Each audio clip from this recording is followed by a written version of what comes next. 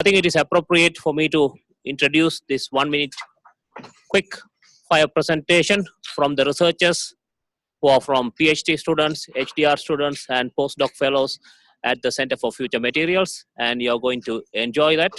And we have 29 presentations to be finished in 29 minutes.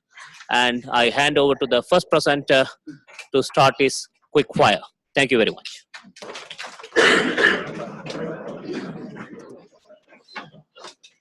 The advancement of space technology has improved the communication, transport, and security systems essential for humans. Hopefully, in future, it will provide the living spaces as well. Good morning to you all. My name is Madhubashita, and I'm involved in a project funded by US Air Force to develop light-activated shape memory polymer composites for space applications. The components made with LSMPCs can be used to fabricate deployable structures, which is fabricate on Earth and transport to outer space and expand into the exact shape as required. Interestingly, the enhanced mechanical properties and ability of light activation enables these LSMPs as a potential candidate for future space engineering applications. Thank you.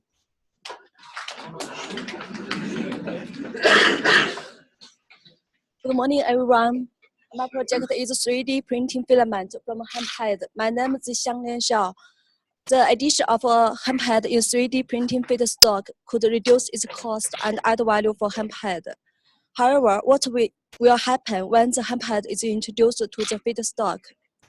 The result shows that with hemp head load increasing, the surface becomes rougher, which looks more like wood, and the mechanical properties decrease. However, the feedstock with 30 pHr of hemp head still has the comparable properties with commercial PRA filament. This research would benefit the application of biomass hemp head in 3D printing. If you are interested in my work, there's a poster there and there's a 3D printing demonstration there. Please come. Thank you.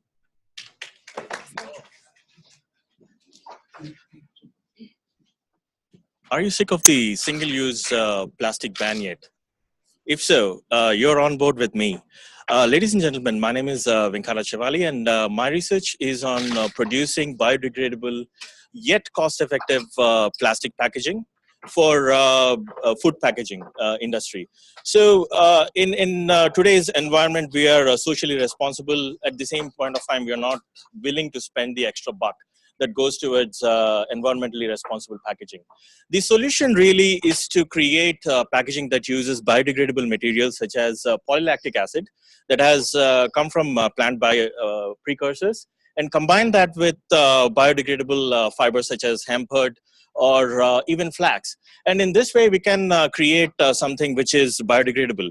But to increase the antibacterial activity, we have to add, at this point of time, additives such as silver nanoparticles. But in the future, we hope that they can be replaced with antibacterial packaging additives such as chitosan, which is also biodegradable. So in this way, we can actually create a responsible environment in terms of packaging and reduce our environmental impact in total. My poster is in a bit of a hidden location, so if you can find it, please come talk to me. Thank you.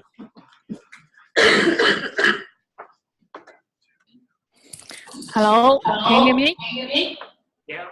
Yeah, hello everyone. My name is Yang Pan, and today I will talk about the electrochemical carbon dioxide reduction. It can be realized through multiple electron transfer in aqueous solution with suitable electrocatalysts. This reaction can not only relieve the global warming but also of the energy. The schematic process and products can be predicted in Figure 1. Moreover, as the second figure shows, the formic acid and the monoxide require less energy to be produced and have higher value than other fuels and feedstock. However, the current catalyst for the oxygen evolution reaction on the anode OER comprise a large proportion of capital cost. Therefore, we try to use perovskite oxide instead of novel metals as catalysts for the OER. The formula of perovskite oxides can be simply expressed at ABO3, and the figure 3 indicates a schematic representation of the perovskite oxide structure. Now I'm looking for a new perovskite oxide with better performance. Thank you, that's all.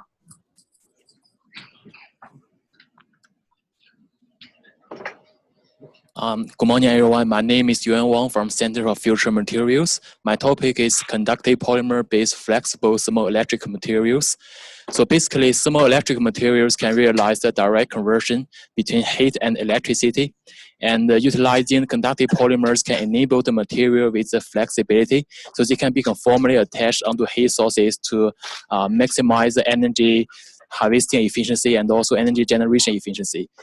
So furthermore, conductive polymers have advantages such as the lightweight, the fissile processability, and also the non or low toxicity. So they hold great promise to power the wearable electronics such as smartwatches and also the medical implantable devices such as the heart pacemaker. Thank you.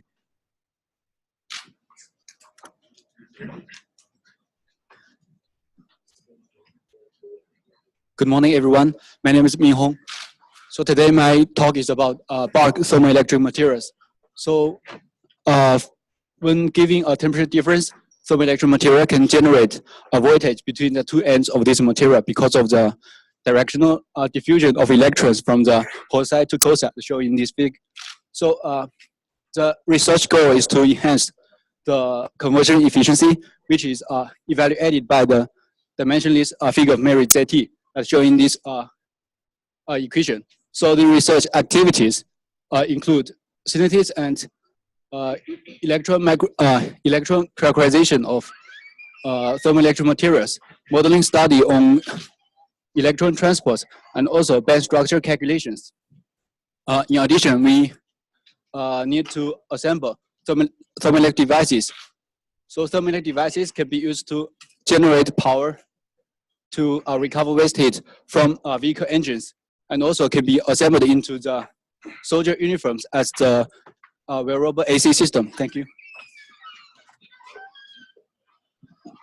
Hello, everyone. My name is Ping. My work is about flame retardants for plastics. As we all know, polypropylene is one of the most important thermoplastics in industry with a wide range of applications. However, it's flammability restrict its application. So the currently existing flame retardants normally reduce the mechanical strength of PP because of a high loading level and low effectiveness. So our work is developing a high performance flame retardants for PP. As you can see, as we add only 18% of flame retardant can make PP to make PP pass a V0 rating during vertical burning test without dripping. So which means it can totally satisfy the flame retardant standards of PP in the industry. Also, it can make PP to maintain a high tensile strength. So as developed flame retardant can make PP to find a wider applications industry in the future. So if you are interested, please come to me. We can have a discussion. Thank you very much. Hello everyone, good morning. Goal of my project is to develop low-cost, novel and advanced high-performance carbon materials reinforced polymer composites using resins. So existed railway sleepers fabricated with glass fibers with resins having poor mechanical properties due to the lacking of functional group of fillers and resins. So such lacking of covalent linkages resulting in poor mechanical properties of railway sleepers.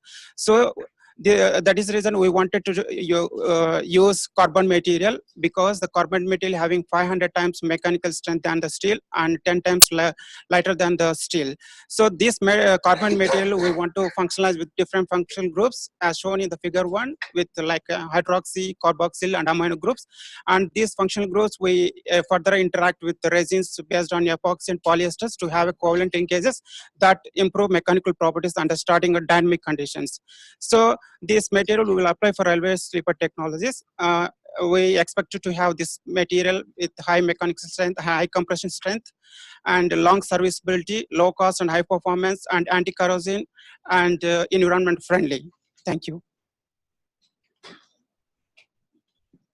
Hello everyone, my name is Khaled, and my research study is about tribological and mechanical performance of natural fiber polymeric composite. Recently, polymeric composites are increasingly implemented in many applications of tribology in a wide spectrum of industries such as bearings, gears, and in field of medicine, for example, human hip knee joints.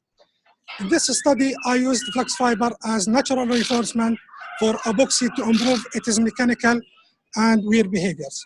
In the second figure, we can see the worn surface of the epoxy, flex epoxy composite after adhesive wear test.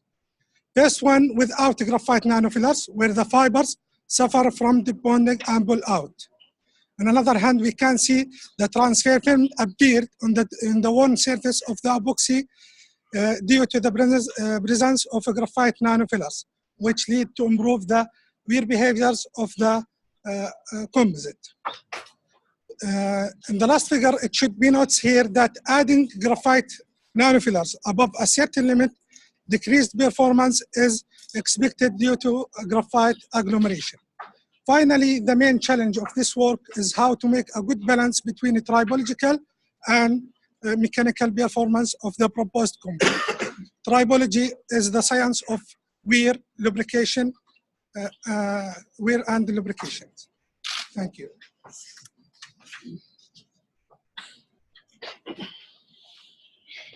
Hello everyone, my name is Dongning He. Today's topic is novel approach to fabricated natural rubber composite.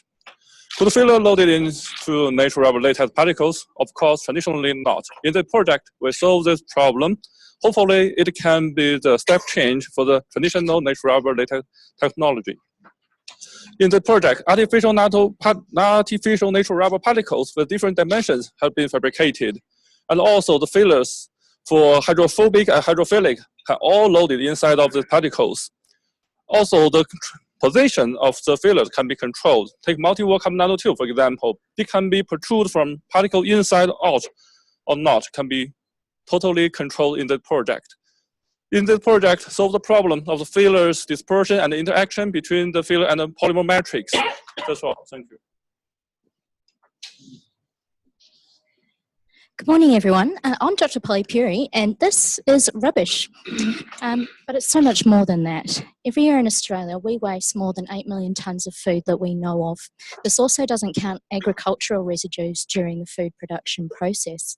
At last count, late in November last year, this caused an economic cost of $20 billion, which is a significant figure. In landfill, about 40% of material is organic, and it's contributing to methane generation. But there's hope. A lot of these resources can be used to recover very high nutritional compounds, but there's a lot of interesting structural compounds as well.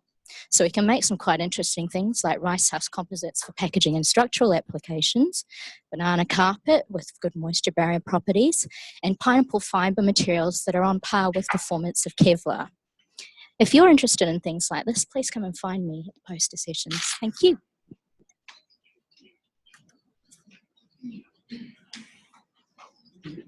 Hello everyone, my name is Satip. The performance of composite corrugated core structure under dynamic load is my project. Recently, the application of such structure increased in aerospace and mechanical engineering due to their unique mechanical performance and anisotropic mechanical behavior. So the aim of my project is to redesign and optimization this structure under dynamic load at minimal weight. On the other hand, we have to improve the strength and energy observation of this structure. The results show how we will succeed to improve this structure by increasing the strength and energy observation of this structure. Actually, we can do some tests on this one, but we have in the lab as well. In the conclusion of this work, is that minimizing the structure weight lead to minimizing the mass moment of inertia, which lead to save the passenger from the impact and accident, as well as it will lead to reduce the fuel consumption. Thank you. Hello everyone, this is Nazar Al-Dabash.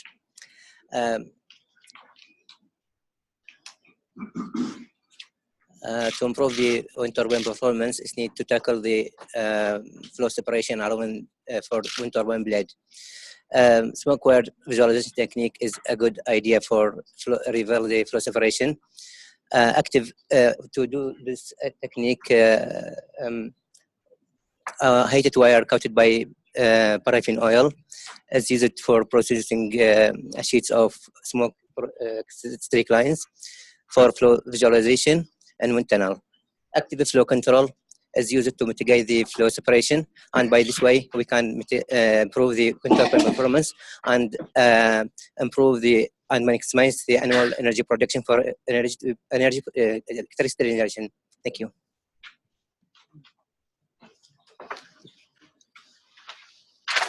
Hi, I'm Hizam. My study is on bolted joint behavior of FRP structure. One of the most challenging aspects in FRP design is complex connection system. So this study was conducted in 4 phases. Firstly, to evaluate the damaging impact of bolt threads with other fastening parameters on FRP materials. Next, to investigate the effect of insert at the joint vicinity of protruded hollow section under elevated temperatures. Thirdly, to investigate the effect of insert by comparing single and double corded T-joint configurations. And lastly, through bolt and mechanical insert were employed in FRP structure. The key findings from previous phases were applied in theoretical and Trend 7 analysis, and the outcomes were comparable to the experimental results. In conclusions, this study provides an in-depth understanding in FRP, in bolted joint behavior of FRP structure. Thank you.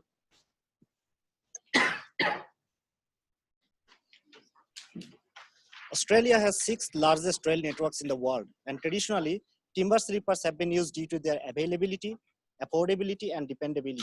Recently, rising cost, declining quality, and environmental sensitivity have challenged the continuing use of timber sleepers.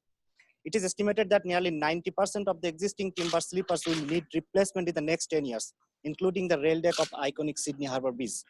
It is projected that in the next 5 years, Australian rail industry will move from traditional timber-based system to that of an engineered composite system. My name is Wahid Pedos. In collaboration with industry, I'm working on alternative sleeper technology to meet industry requirements. My initial investigation on polymer rail sleeper has suggested that introducing a novel, cost-effective, and environmentally friendly rail sleeper to the rail industry is possible. Thank you.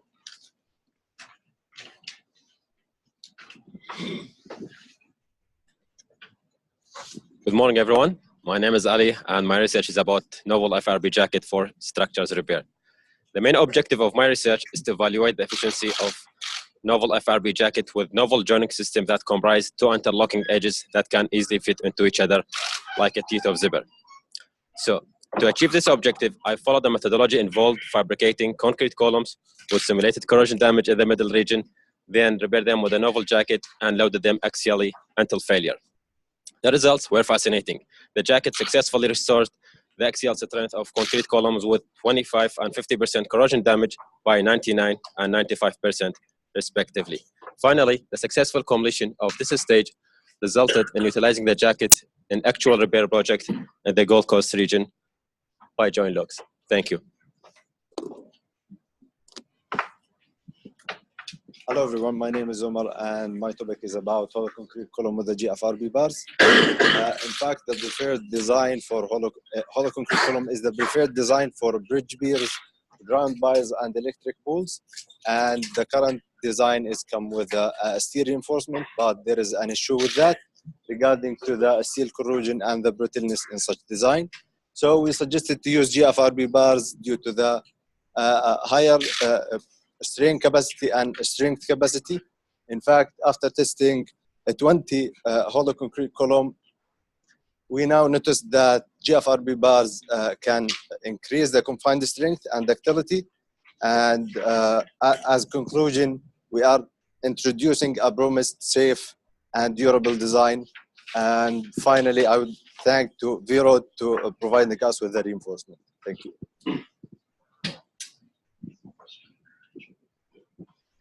Good morning, everybody. My name is Dean Cooper, and I'm working on the development of precast concrete boat ramp planks reinforced with GFRP bars. So in figure 1, we can see a single precast concrete boat ramp itself, and then how these are linked together to form the actual boat ramps. So because these planks are located in such aggressive marine environment, the current internal reinforcement, the galvanized steel, is corroding at an increased rate, and this is really decreasing the lifespan of the planks themselves. So it is proposed that replacing this galvanized steel with GFRP reinforcement will eliminate these corrosion issues because GFRP material itself is non-corrosive. So the outcome of my research shows that GFRP reinforced planks are actually faster, easier, and require less resources to manufacture, as seen in figure 2. And as for their load-bearing capacity, is actually much greater than the galvanized steel planks, as we can see in figure 3. So due to the successfulness of this research, the Queensland Department of Transport and Main Roads is installing 4 GFRP reinforced planks in the Sunshine Coast, and there will be more planks to be installed in the future. Thank you.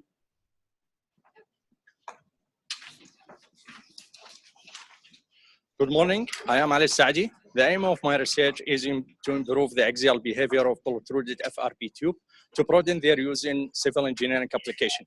The full potential of FRP tube is not utilized due to buckling issue.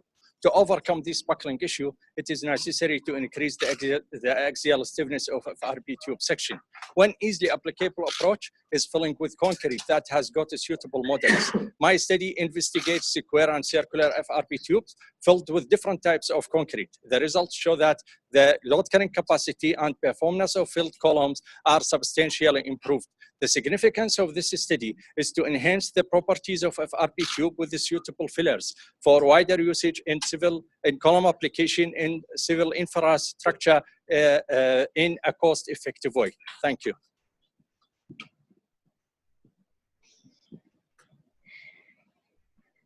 Welcome everyone, my name is Mojda and my research topic is long-term behavior of epoxy polymer matrix with fillers.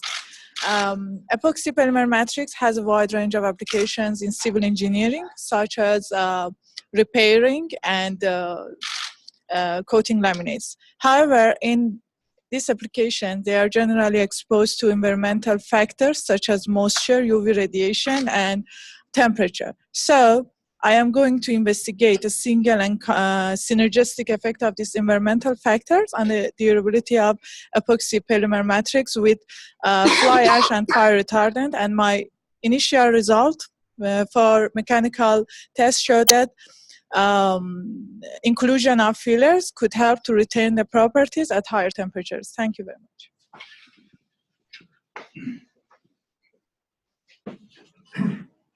Good morning, everyone. My name's Rebecca Cherry, and my research project is on the use of out-of-grade pine in cross-laminated timber panels.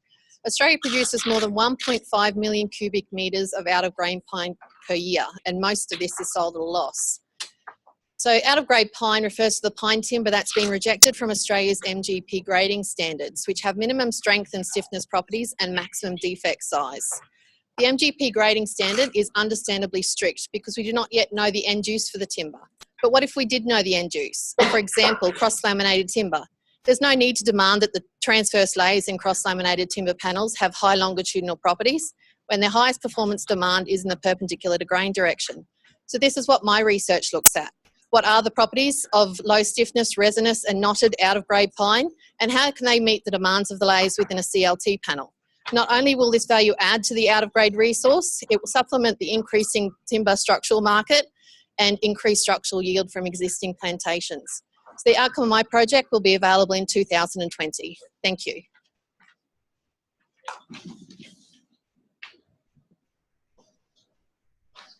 Hi, my name is Peter Gregor and my research focuses on the shear strength properties of fiberglass rock bolts.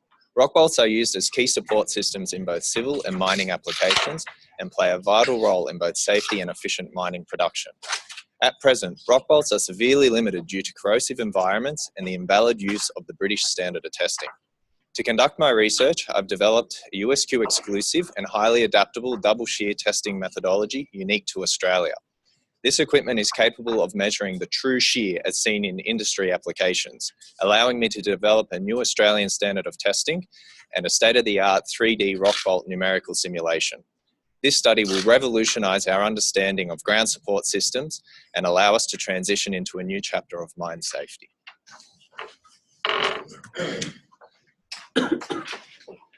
Hi everyone, I'm Usama. I'm working on the hollow composite reinforcement for the precast concrete. The solid panels have been widely used but heavy and increase the weight. So by using the CRS, we'll create the hollow to reduce the weight, and also has 4 shear connectors for flanges to increase the interlocking between the CRS and the concrete. In my experimental work, I did solid and hollow slabs as control specimens, and others with using 2 CRS and 3 CRS, 4 CRS. As you see in the figure, the test setup for the slab with the 4 CRS, which is the flexural test for 4-point test. The result of my project show that by using the CRS will increase the load capacity for the concrete panels. So by using the CRS will reduce the weight and avoid the collapse for the voids, and also increase the capacity. Finally, the CRS industry will cooperate with my project, will use it in Australia.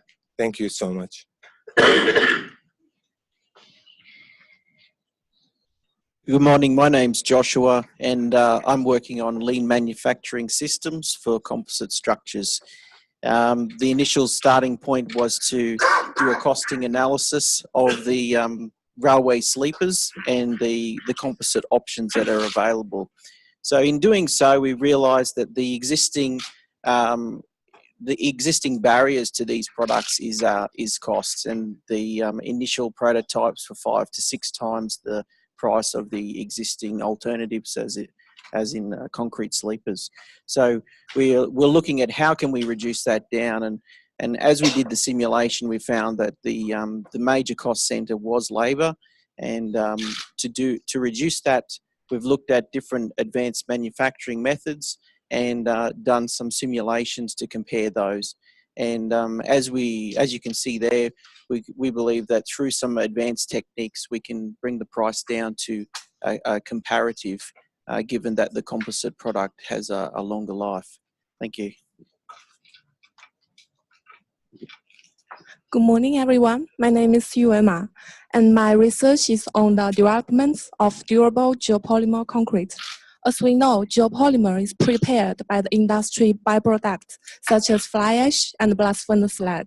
Compared to ordinary Portland cement, geopolymer possess much better environmental benefits. However, some technical problems exist that prohibit the vast application of this material. For example, like fast setting and poor workability. So our research mainly focus on solving these problems, and with the cooperation with our industry partner, we are working on the mixture design of geopolymer concrete by using the local fly ash and blast furnace slag.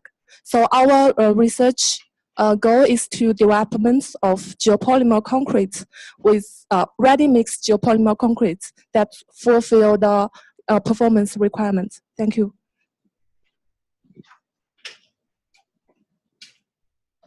Good morning, my name is Marlon, and I'm working with durability in geopolymers.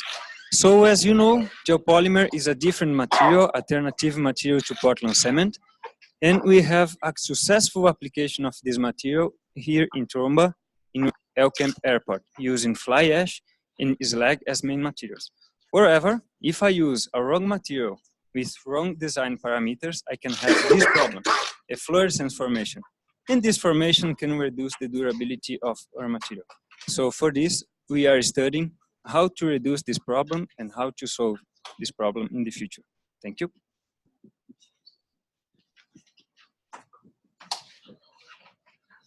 Hi everyone, my name is Yanru Wang. Today my topic is about biocrushing yeast.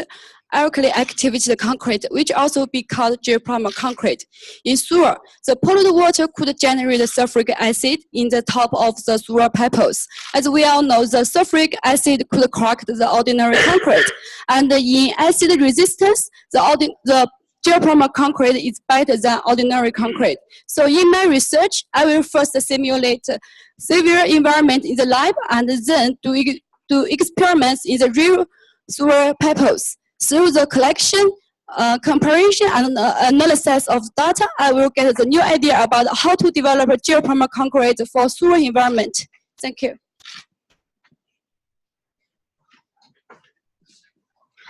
Good morning, everyone. I'm Lakshmikant. Since past few decades, ordinary Portland cement industry is under scrutiny from environmental and sustainability perspectives. Cement industry is responsible for depletion of natural resources caused by the extraction of raw materials, and it also contributes to CO2 emissions. In recent years, alkali activated materials or geopolymers are gaining attention as new type of eco-friendly, sustainable cementitious materials with large reduction in CO2 emission. These materials are generally produced by waste materials like fly ash and blast furnace slag, and they possess superior mechanical properties. However, the durability behavior of these materials are still under investigation. The aim of this research work is to understand the effect of different environmental effects on mechanical properties and also on durability properties like carbonation, efflorescence, and leaching behavior of geopolymers under simulated environments. Thank you. Good morning, everyone. My research subject is hydration mechanisms and microstructure development of ultra-high performance concrete. Unlike in normal concrete, the water-to-cement ratio of UHPC is extremely low and contains high dose of super plasticizer. And when the ultra-fine fly ash is used as a supplemental cementitious materials, the hydration mechanisms become more complex and totally different from normal hydration. Cause the change the pore solution of the concrete. So my project is proposed to conduct the fundamental research of the hydration of cement with practical replacement of ultrafine fly ash under the condition of UHPC. Thank you. So, ladies and gentlemen, that concludes the 1-minute quick fire presentation from the researchers from the Center for Future Materials. So here we have all the presenters who have done their 1-minute quick. And for your information, they'll be also available during lunchtime with their posters over there, so you can have further questions if you would like to have. So let's give a final round of a big applause to all the presenters. And thank you.